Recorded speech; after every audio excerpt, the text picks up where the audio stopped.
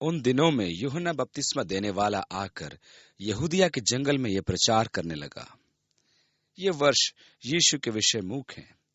यीशु के नासरत लौट आने के पश्चात हम उसके सेवा कार्य की ओर अग्रसर हैं। इन लगभग 28 से 29 वर्षों का कोई विवरण नहीं है।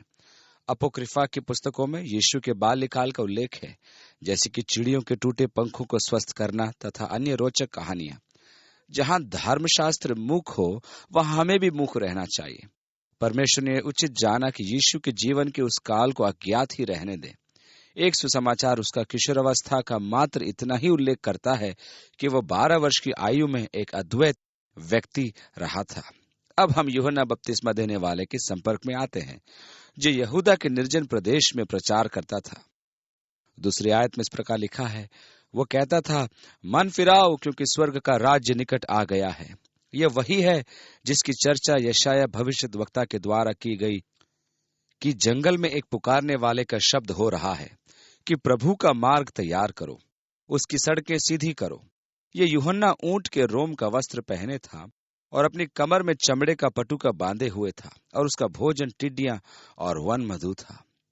ये टिड्डियां स्पष्ट नहीं है कि कीट परिवार में थी या केरब नाम वृक्ष का फल थे। कुछ कहते हैं कि ये केरब की फलियां थी। वे उसे यहोशू की रोटी भी कहते थे। कुछ का कहना है कि इन्हीं को टिड्डियां कहा जाता था। अन्यों का मानना है कि ये कीट परिवार की टिड्डियां थी और जिन्हें वहां स्वादिष्ट भोजन माना जाता था। उनका कहना है कि वे अत्यधिक पोषक भोजन हैं। सबका अपना अपना स्वाद होता है, मैं तो उसे नहीं खा सकता। 5वीं आयत में, तब यरूशलेम के और सारे यहूदिया के और यरदन के आसपास के सारे देश के लोग उसके पास निकल आए और अपने अपने पापों को मानकर यरदन नदी में उससे बपतिस्मा लिया। जब उसने बहुतेरे फरीसियों और सदूकियों को बपतिस्मा के लिए अपने पास आते देखा, तो उनसे कहा कि हे सांप के बच्चों, तुम्हें किसने जता दिया कि आने वाले क्रोध से भागो? अपने जीवन में ऐसे फल लाओ जो मन फिराव का प्रमाण हो। कितने जन ऐसे हैं जो मन फिराव का दावा करते हैं, परंतु उसके फल नहीं दर्शाते। उनके मन फिराव का लक्षण दिखाई नहीं देता। मन फिराव का अर्थ है वास्तविक परिवर्तन, और जिस व्यक्ति के जीवन में सच्चा परिवर्तन न हो तो उसकी सत्यता पर संदेह होना स्वाभाविक है। यूहन्ना फरीसियों और शास्त्रियों को सांप के बच्चों कहता है और चुनौती देता है कि वे मन फिराव के फल तो दर्शाएं कि उनका मन फिराव प्रमाणित हो। ध्यान दीजिए कि सब जन उसके पास पापों के मन फिरा कर आते थे और बपतिस्मा लेते थे। ये लोग भी उसके पास पहुंच गए। उसने उन्हें तुरंत सावधान किया और कहा, मन फिराव के फल तो दिखाओ। मैं ऐसे अनेक व्यक्तियों को जानता हूं जो अपने कार्यों की क्षमा याचना करते हैं, परंतु उनमें परिवर्तन नहीं आता है। एक व्यक्ति ने मुझसे $1000 उधार लिए थे। वह एक दिन आया और क्षमा याचना की, परंतु उसने एक सिक्का भी नहीं लौटाया। मुझे आत्मा में यूहन्ना का सा प्रतीत हुआ, आपके मन फिराव के फल तो देखने को मिले, ऐसे फल जो मन फिराव के साथ सुसंगत और अनुकूल हो। 9वीं आयत, और अपने मन में यह न सोचो कि हमारा पिता इब्राहिम है, क्योंकि मैं तुमसे कहता हूं। यह उनके लिए घमंड का सबसे बड़ा कारण था कि वे इब्राहिम की संतान हैं। उनके विचार में इब्राहिम के संतान होने का अर्थ था कि स्वर्ग का उत्तराधिकार उनका है। यूहन्ना उनसे कहता था कि वे इस पर घमंड न करें। परमेश्वर पत्थरों से इब्राहिम के लिए संतान उत्पन्न कर सकता है। 10वीं आयत, और अब कुल्हाड़ा पेड़ों की जड़ पर रखा हुआ है, इसलिए जो जो पेड़ अच्छा फल नहीं लाता वह काटा और आग में झोंका जाता है। यूहन्ना के सुसमाचार में यीशु दाखलता और उसकी डालियों के विषय में कहता है कि वह शाखा जो फल नहीं लाती काट दी जाती है और मनुष्य उसे एकत्रित करके आग में डाल देता है। यीशु ने कहा, उनके फलों से तुम उन्हें पहचान लोगे। यूहन्ना कहता है, फल लाओ। ध्यान दीजिए कि यीशु जब अपने शिष्यों के साथ जा रहा था तो उसे भूख लगी और वह अंजीर के वृक्ष के पास आया, परंतु उसमें फल नहीं थे। उसने उसे श्राप दिया। दूसरे दिन जब वे वहां से जैतून पर्वत की ओर प्रस्थान कर रहे थे, तो शिष्यों ने देखा कि वह वृक्ष वास्तव में सूख गया था। उन्होंने तुरंत यीशु का ध्यान उस ओर आकर्षित कराया। अंजीर का वृक्ष इस्राएल फल लाने के लिए कहा गया है। यहाँ यूहन्ना बपतिस्मा देने वाला कहता है, अब कुल्हाड़ा पेड़ों की जड़ पर रखा है। उसने ये इस्राएल के लिए कहा था।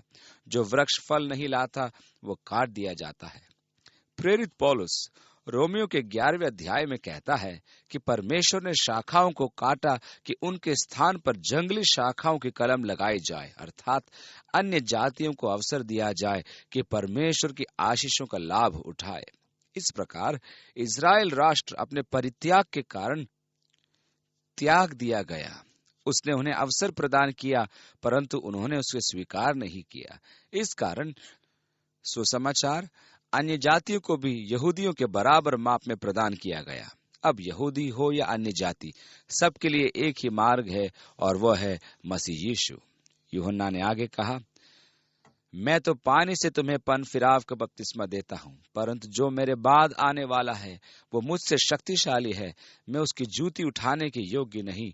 वह तुम्हें पवित्र आत्मा और आग का बपतिस्मा देगा।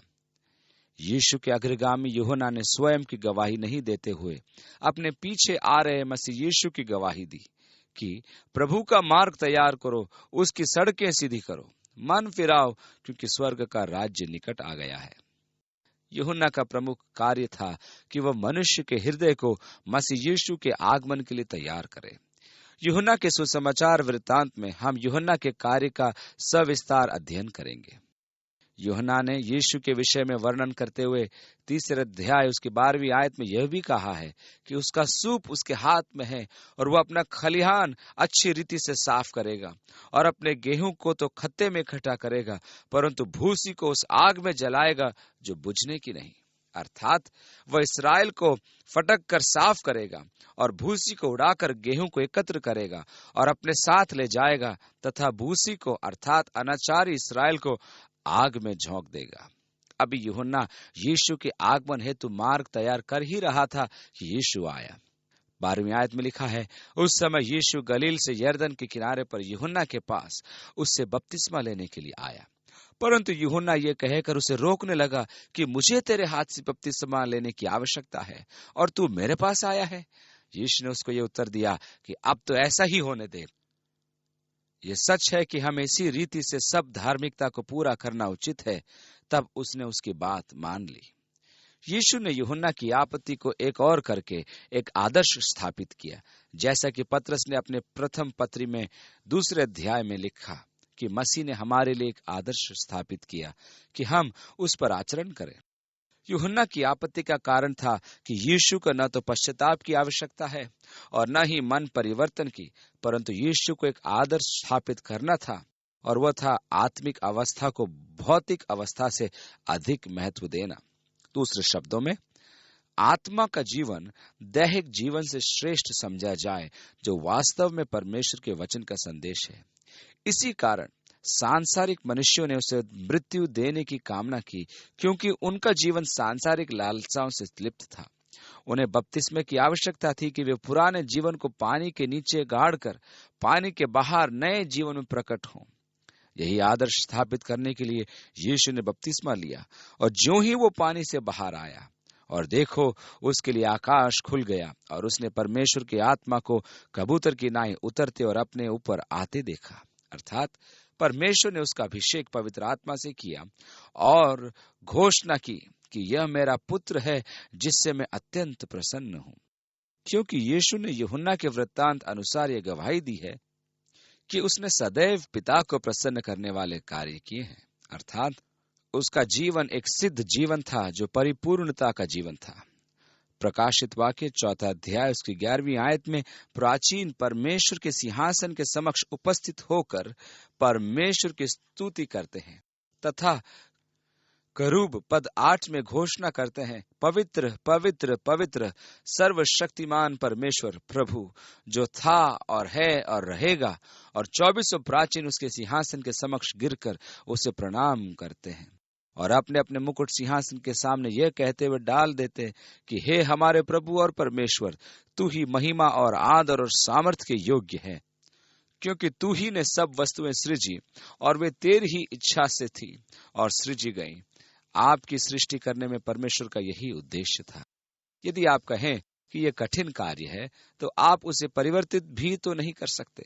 यदि आप उसका विरोध करेंगे तो आपका जीवन संघर्षपूर्ण हो जाएगा, परंतु उसकी अधीनता और समर्पण में आपका जीवन महिमान्वित होगा और परिपूर्ण हो जाएगा।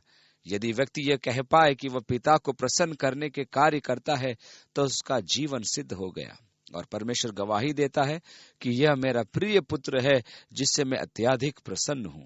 यहाँ हमें पिता, पुत्र और पवित्र आत्मा तीनों की उपस्थिति का बोध कराया गया है।